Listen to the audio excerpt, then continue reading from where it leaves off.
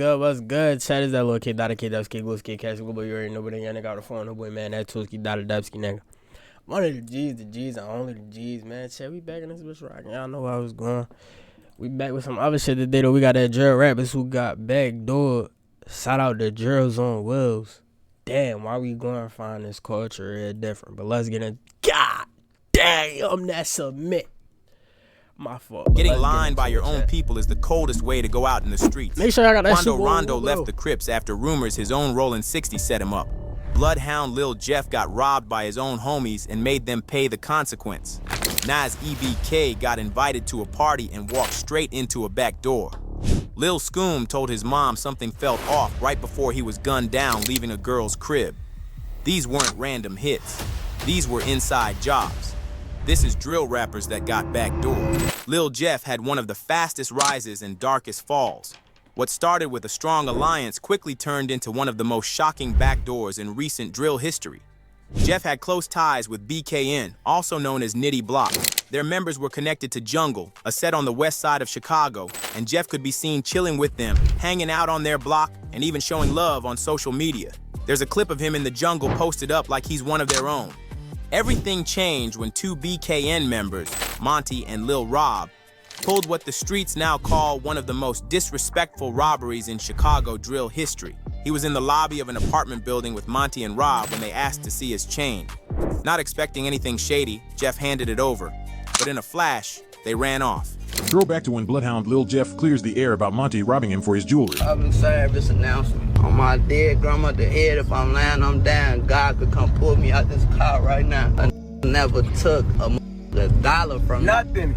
Said, let me take a picture, this, that, and that. I look up, the taking off down the stairs with 5 more extra. And I'm like, damn, I thought it was gangster. The whole time I'm right there still working with him. I'm telling them we could keep this gangster and be gangster, and I respect it's gonna be what it's gonna be to keep this gangster. One gangster, now look, sad. I got perks and money all roses and teddy bears. Do you think this was a valid reason for Lil Jeff to crash out? Just days after the robbery, Monty said was that valid, bro. If a nigga ever, well, check. First of all, personally, if a nigga ever asked me to see anything of mine, whether it be a chain, watch, damn sure not my gun. Damn sure not nothing that protect me. But if a nigga ever asks to see some shit like that, bro, especially if you want to be in the streets, you gotta already be on point. Nah, you don't have shit over, bro. It don't matter if they want to take a video. You can video me with this bitch on me. You could see the ice glimmer around my neck, but you ain't ready to be on IG poster with my chain on. Fuck it, different. But that's besides the point, though. Yeah, though. If some shit like this do happen, I ain't mad at a nigga for turning into the Grim Reaper, bro. I ain't mad at it. Especially if niggas really on some backdoor biggie shit and it's like 4 or 5 of them, bro, you by yourself. You feel me? Round their pots, you feel me? Especially if you with your partner, bro, at that point. Send that bitch up. Send it upstairs. Appeared in a BKM vlog posted by Word from the Trenches. In the middle of the video, Monty FaceTimes Jeff, laughing and showing off the very watch they stole, while flexing on camera. Jeff, on the other end of the line, was clearly heated, trying to get their location. Shit really good. Like I said, shout out Baby Drill, my big cousin show, 2 Feet Bino shit, really the whole 4L gang. Like I fuck with the whole 4L. Shout out Young Nudie, and my cousin too, all my folk down there in the 8. It's going on for real. You ain't got nobody in mind like you fuck with like industry-wise like shit. Really, like, I ain't gonna lie, twin. Like, look, man, we got J. Elwell, man. Hold on, y'all. Hold on. I ain't gonna lie. Put that J in there. Look, only artist I really wanna with right now, probably Big 30, goddamn. How much that is on y'all wrist right there, man? Hold on, y'all. Hold on. On January 26th, 2024, just 6 days after that FaceTime video dropped, Monty and Lil Rob were spotted walking near Innovations High School in downtown Chicago during their lunch break. It was around 12:30 p.m. and the streets were packed. Suddenly, 2 cars pulled up. Shooters wearing masks hopped out and opened fire. Monty and Rob were hit and dropped instantly. 3 weeks after the hit, Lil Jeff released his biggest song yet, where he confessed the hit on the song. He rapped, They did what they did, so they had to pay the consequence. This was a hint to the Chang and Watch robbery and Monty and Lil Rob having to pay the consequence. It hard when he rapped, "We hopped out with 4 poles and 2 got hit. Clear as day. 2 shooters, 2 victims." And the most self-incriminating part of this song was the line when Lil Jeff said, "When I speak, it's only facts." He was screaming, "Ah," when he got hit. This was reference to the viral video of Monty laying on the floor when he got hit screaming. Not long after the double hit of Monty and Lil Rob, Lil Jeff went on another drill, where he pulled up the Trap City member's hood and swung his door and saw Trap City Glenn. Trap City Glenn in the yellow shorts ran in the house for cover. Lil Jeff chased him up the porch, but as soon as he walked up, Trap City Rob blicked him, and Lil Jeff's reign in the streets was over. The feds finally made their move, because Lil Jeff was gone. Yo, chat, I'm sorry, vids like this be getting me off guard, bro, cause fuck you, B. Lil Jeff was trying, blick at him, nigga ran up the steps and Trap City Rob blicked him. Bro. Bro, I can't take this shit serious. Some of this new lingo goofy as hell. I'm sorry. Authorities arrested Bloodhound T Slick for the hit on Monty and Lil Rob. Due to Lil Jeff's death, he avoided charges in this murder. However, it is widely believed he would have been charged alongside Slick had he still been alive. Nas EBK came up in the Bronx and was originally associated with several major sets in the city. Before becoming widely known as a member of DOA, Nas was heavily affiliated with members of OGs in Cortland, including CJ Goon, Shaw EK, and PJ Glizzy. He used to chill regularly on their block and was trapping. He was selling wedding cake runts and other packs on the block, often at odd hours of the night. The relationship seemed tight enough that Nas likely saw the OGs as allies, or at least people he could trust in the streets. Everything changed when PJ Glizzy allegedly decided it was time to cross Nas. After months of pretending to be cool with him and building a fake relationship, PJ set him up. Nas was invited to what he thought was a regular party. He was told to link up and wait upstairs until the lift arrived to take them to the party. But once Nas got to the location, things quickly turned left. 2 other goons showed up with PJ, and they jumped Nas in the hallway. Nas tried to escape, running downstairs and knocking on the door of someone he thought could help him. But he ended up knocking on the wrong apartment, and PJ and his guys caught him, robbing him on the spot. They took a pound of wedding cake, worth about $2,000, and tried to take more. Nas later stated that if he had been carrying what he usually carried that day, the outcome might have been very different. He implied he was caught off guard, trusting. Bro, first things first though. If you round them niggas, bro, and I feel like a lot of niggas say this, bro, but a lot of y'all don't get the message, bro. A lot of y'all hear this shit and think this shit be phony, bro. If you outside with some niggas, bro, it don't matter if them your day one homies, like, oh, it don't matter. If you rolling with some expensive shit, my nigga, some shit you know somebody might try to get their hands on, especially when it come to money, bro. Nigga, it's no reason you should be walking around with no protection, bro. You telling me you got a pound of Zy on you with no gun? With no gun? A pound with no gun is crazy, brother. The wrong people at the wrong time. After the robbery, Nas completely distanced himself from the OGs and began fully repping the Sev side. PJ Glizzy, instead of denying the accusations, went live on Instagram and fully admitted to robbing Nas EBK. I robbed you, bro. I'm gonna keep it a buck. I robbed you, gang. You ain't do about it. And I'm in a Rose right now.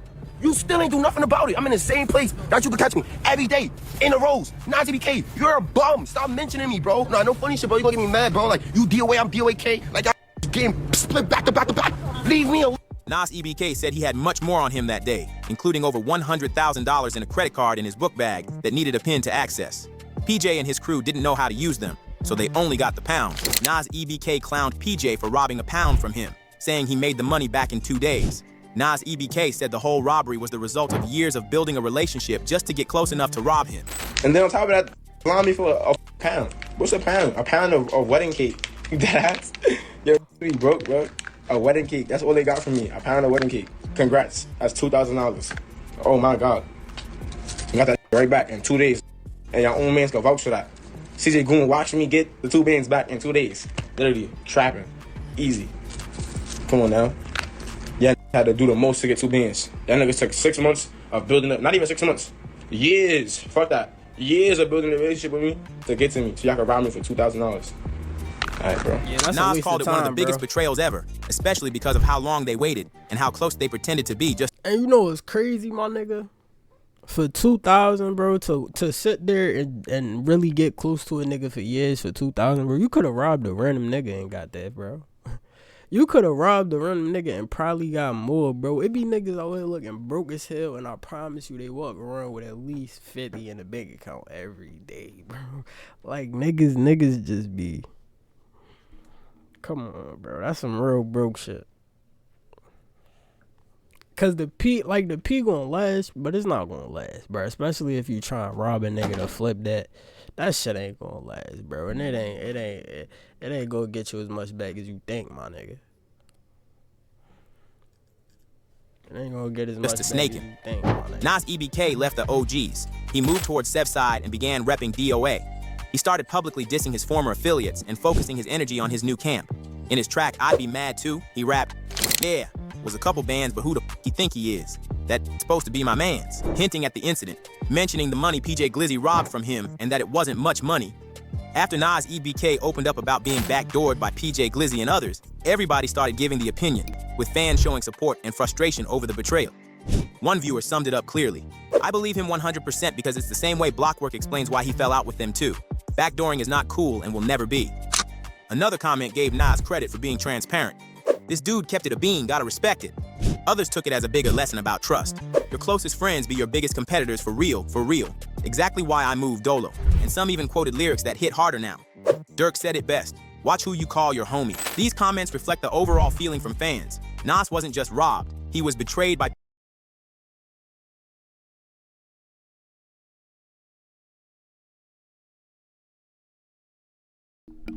Hey, Chet. Watch who you call your brother. Watch who you call your homie.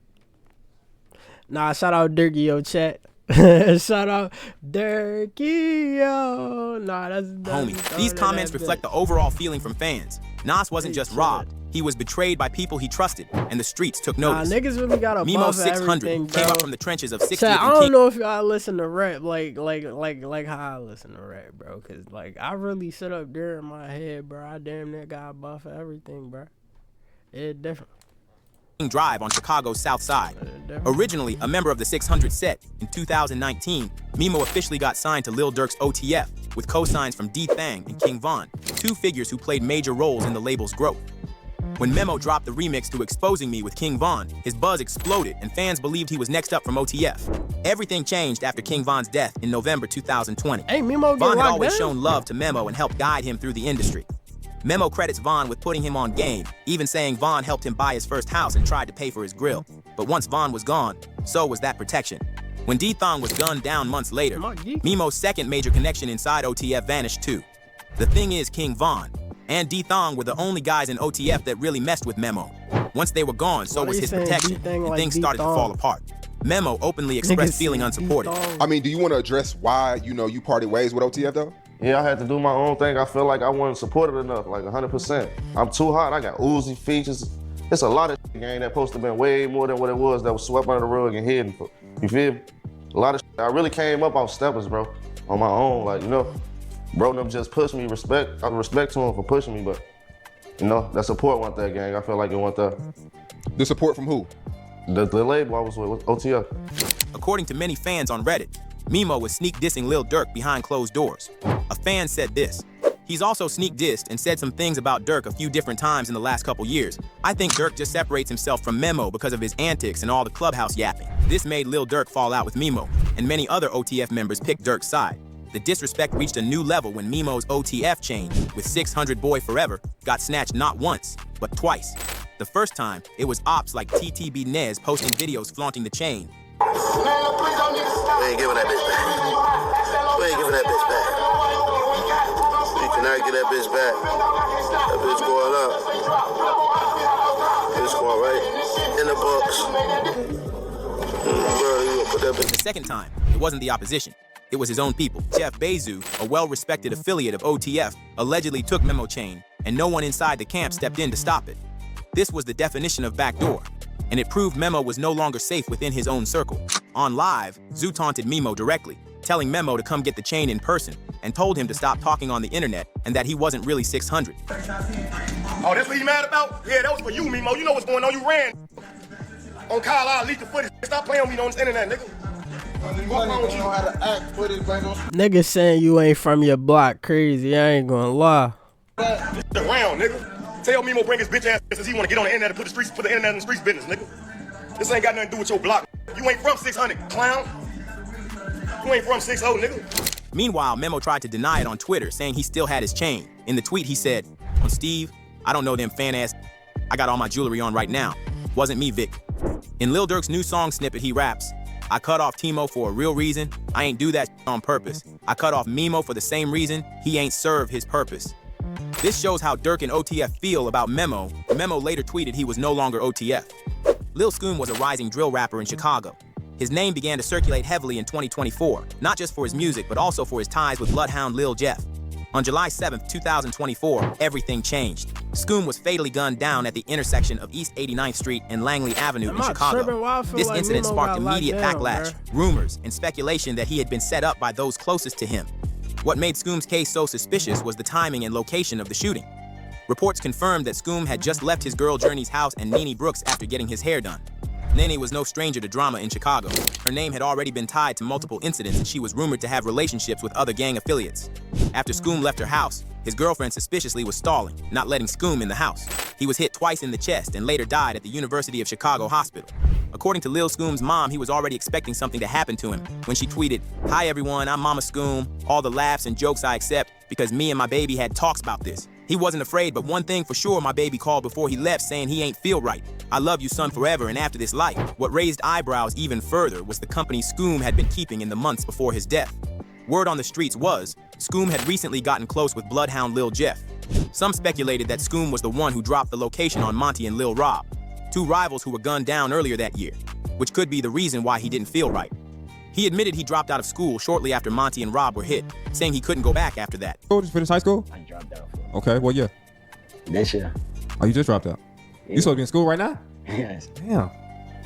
I'm supposed to graduate. Hey, Chad, I can relate to that. Okay. That's f***ed up though. I want to go. I ain't gonna say like I want motherfuckers to go to school, graduate and shit. I wanted that shit. I ain't gonna lie. So you just dropped out this year? Was this year your senior year? Yeah. That's dumb as hell. I dropped out my senior year. I know for. But everybody be telling when I tell them, they be like, they ain't dumb as we should finish out. You knew what I knew.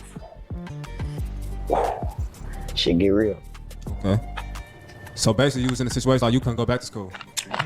Hell no, 2 niggas died. Okay, cool, right. So they killed 2 kids for my school. So you went to that school? Yeah. The 2 kids that got killed? Yeah. That's crazy. That's up, ain't it? That moment made many believe that his mental state and safety had been compromised long before the night of the shooting. Online rumors also pointed at Nene Brooks being part of the Backdoored. She allegedly fled the city after Scoom's murder, and misinformation flooded social media, falsely claiming she and her family were killed when she tweeted, "They killed my auntie." Then she tweeted, "Watch who low I drop now." She was talking crazy. One person who added fuel to the fire was Bango KD. He went live talking about being with Nene Brooks and Lil Scoom's girlfriend Journey just hours before Scoom was killed. That, combined with reports that Scoom was shot just after getting his hair done at Journey's place, made many believe it was a clean backdoor play. On top of that, there were reports that another teen named Lil Will was with Scoom that night. Lil Will was shot too, found inside an Uber and taken to the hospital. He survived, but details of what he told police have not been made public. What makes this crazier is that according to fans on Reddit, the suspect was able to gun down Lil Scoom, shoot Lil Wool, have a shootout with cops, and escape on feet without any arrests being made, showing how laid back the Chicago Police Department is. What's worse is that many believe Scoom was already a marked man. Some said his name was being brought up too often after the Monty and Rob situation. If he did give up the drop on them, it was only a matter of time before someone got revenge. Quando Rondo is affiliated with the Rollin 60s neighborhood Crips, and his association with his own gang came with fatal consequences. The beef between Quando Rondo and Lil Durk can be traced back to the November 2020 altercation that resulted in the death of King Von, a close associate of Lil Durk.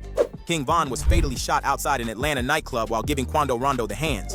This incident caused war between the two crews. On August 19th, 2020... Hey, Chet, nah, this situation always rubbed me the wrong way, bro. I ain't gonna lie, cause man, niggas could have stopped that shit and made them niggas run a fair one, bruh.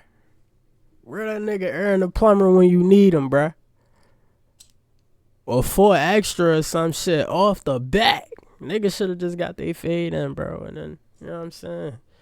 I hate that shit, bro. Niggas don't be trying to throw hands. Niggas be too pussy to fight, bro. They start shooting this shit as soon as they start getting beat up. And I know Quando didn't shoot King Von, bro. I ain't saying Quando shot King Von, I know. Bro. I don't care. You still a bitch if niggas fighting and you pull out a blick. You better all jump the nigga than pulling out a blick, bro. Come on now, fuck. 22 in Los Angeles, a violent episode unfolded that would have lasting repercussions. It's different when the other nigga got a gun. Like, if them niggas, you know what I'm saying, you might as well shoot first at that point. Ain't nobody trying to get shot. That's a horrible trauma. But it's different when, you feel me? Niggas still got box, bro. Niggas be bitches. Niggas started boxing, bro. A lot of y'all niggas would not talk that hot. That's all I'm saying. Quando Rondo and his cousin, Lil Pop, were ambushed at a gas station near the Beverly Center. 3 assailants opened fire on their black Cadillac Escalade, resulting in the death of Lil Pop. Quando Rondo, though physically unharmed, was visibly distraught at the scene. In the aftermath, rumors swirled regarding the involvement of rapper Brick Baby in orchestrating the attack. Brick Baby, also affiliated with the Rollins 60s neighborhood Crips, was alleged to have provided information about Quando Rondo's whereabouts to Lil Durk's camp. In Lil Durk's case, document co-conspirator 4 gave the location on Quando Rondo's whereabouts. Many people believe Brick Baby was co-conspirator 4.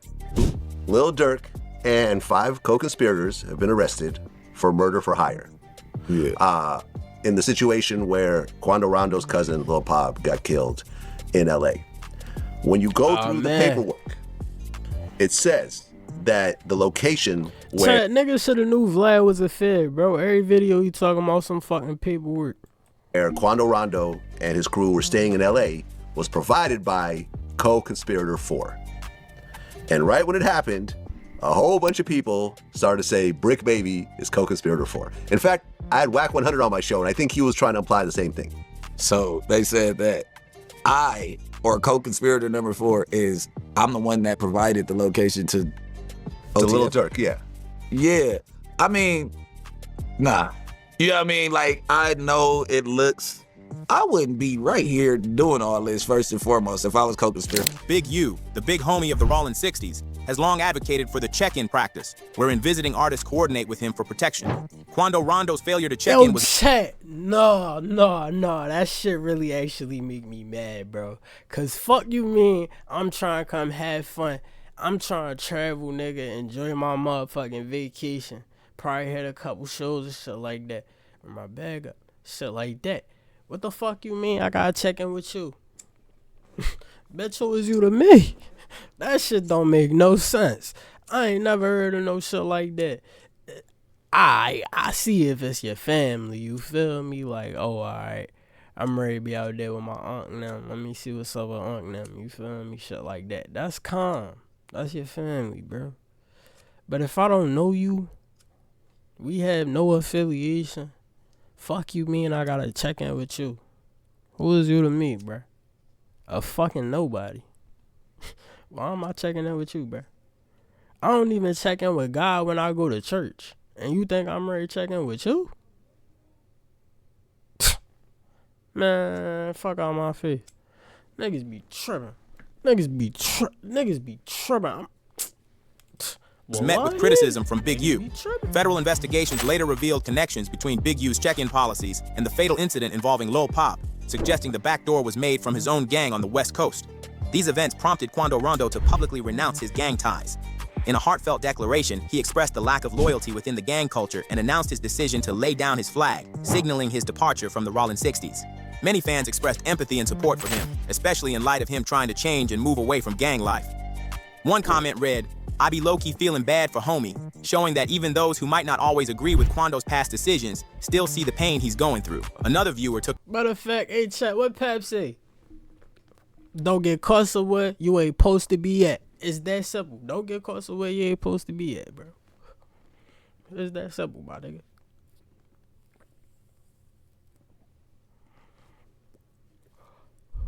And if you do, you better let it be that. It's different. If you get caught where you ain't supposed to be at, bro, shit just gotta go down. Took a more spiritual approach, stating, Quando blessed with wisdom and divine guidance, implying that his decision to step away from street life was not only wise, but possibly part of a bigger journey. Some fans criticized the industry as a whole, confused as to why Quando received so much backlash despite trying to evolve. One person wrote, I don't understand why the industry mad at Quando, it's crazy. I support Buddy. If you like this video, click one of the windows on each side. Bad chat. All that shit go to show you, man. It ain't nothing in the streets, bruh. I don't know why niggas be glorifying that shit. I don't know why niggas be glorifying that shit, bro. Dead in jail, they tell us that from a young age. Niggas don't listen. You eat that warning, bruh. You eat that warning. That being said, though, chat. Been a little cash at Global, you already know boy, they ain't nigga out the foreign, no boy, man. That Tuski, Dotadubski, nigga.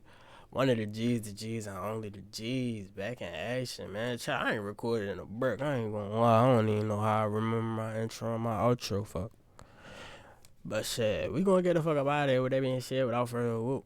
Been a little cash at Global here. I'm not doing that shit again. We gonna salute to that. Stay blessed, stay pretty, and stay hydrated. With that being said, class dismissed.